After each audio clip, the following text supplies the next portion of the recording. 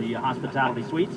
4 stories above, our panoramic view spans from the left to south into the south short straightaway between turns 1 and 2, then into turn 2 and 330 feet, or 3,330 feet, down the back straightaway toward Larry Henry in turn 3.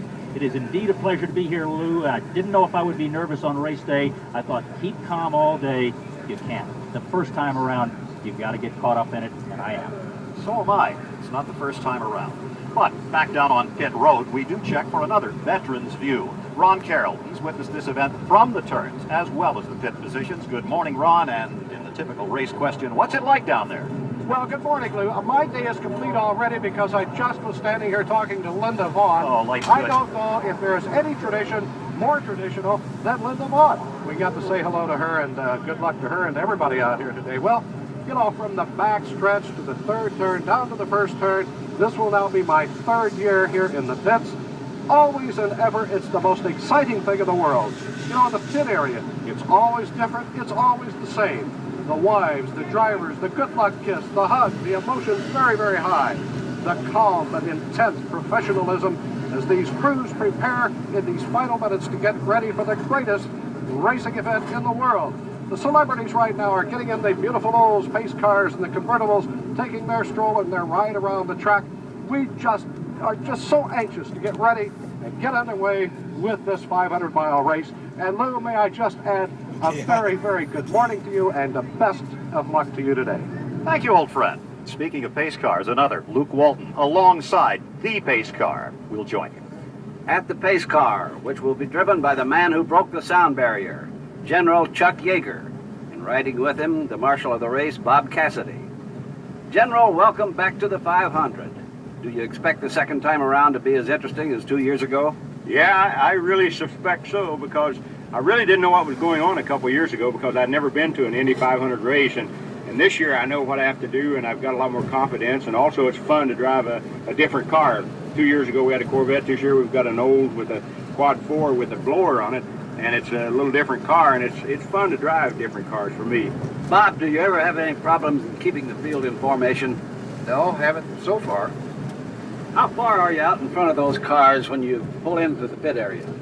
Well, hopefully we intend to be about 300 yards, but that's entirely up to the pole setter, as you know. That's the exciting part of your ride, isn't it? Oh, yes, it's very exciting, you know, and it's a great privilege for me to be out here and to work with such gentlemen as we have and the greatest race drivers in the world. Thank you, gentlemen, and have a good, clean start.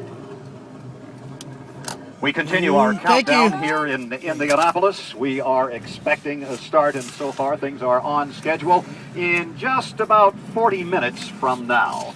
As we continue to watch and wait, we will set the field for you in just a bit.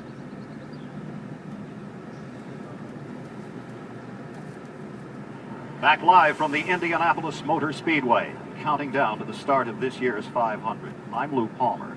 These are the names we are here to focus on.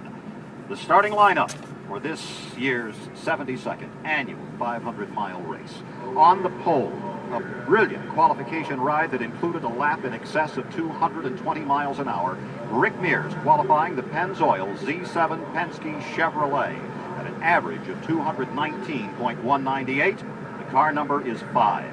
Another former winner in the middle of that front row. Another driver for Roger Penske. Car number 9, Danny Sullivan, the Miller High Life Penske Chevrolet. And on the outside, another Penske driver, another former winner, 4-time winner, defending Indianapolis 500 winner, carrying the number 1 on the Hertz Penske Chevrolet is Al Unser. Row 2, Mario Andretti. Car number 6, the Amico Kmart Lola. Also, Chevrolet Power, and Al Unser Jr. in the middle of that second row. Car number 3, the Team Valvoline March Stroh's Chevy. And Ari Lyondike on the outside of row 2, number 7, driving for Provini Veal sponsorship. Row 3 has Scott Brayton with Buick Power on the pole, and car number 91, the Amway Winning Spirit Hemmelgarn entry. And car 20, driven by Emerson Fittipaldi for Pat Patrick in the Marlboro Racing Team Arch. Derek Daly, car number 10, the Raynor Garage Door entry, will start outside of row 3, bringing us to pole position, row 4, with Michael Andretti in car 18, driving the Craco Automotive Products entry. Randy Lewis in car 24 is next in the Toshiba Oracle Altos Prima. And Roberto Guerrero is driving for STP Dianetics in those bright Andy Granatelli red colors. Kevin Cogan starts inside row 5. Schaefer, Playboy Machinist entry, and it's Tom Sneva, another of our former winners, 8 in all in the field, in car number 81 in the Pizza Hut WRTV Channel 6 Hemmelgarn entry. Bill Kruger outside that row. Indy on a shoestring.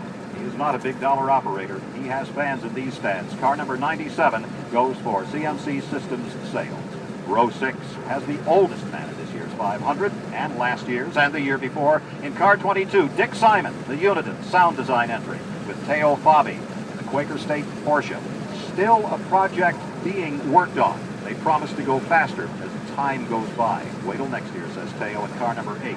Jim Crawford in car 15, another of those Buicks, the Mac Tool King Protofabs car. That brings us to row 7 and Bobby Rahal, the Budweiser True Sport Lola.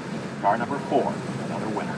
30 is Raul Boisel, the Domino Pizza Hot One with Dominic Dobson, the quick rookie, on the outside of row 7. Car number 92, the Moore Industries Columbia Helicopters entry.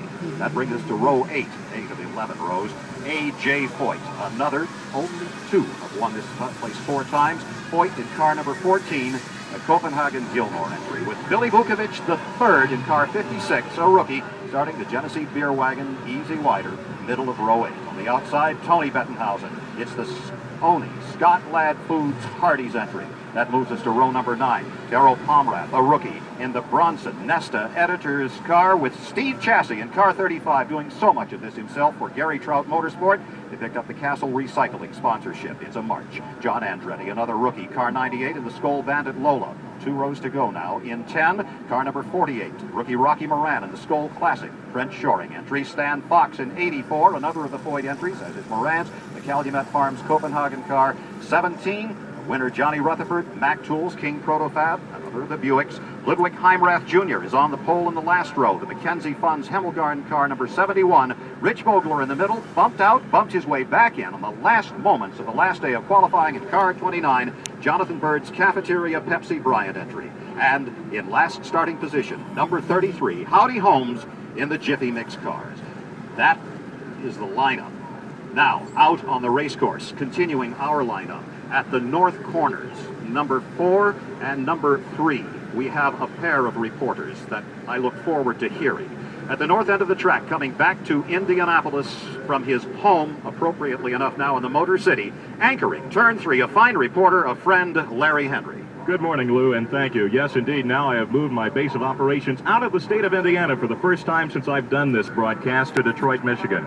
And the question was, when I moved, would I be back for the Indianapolis 500?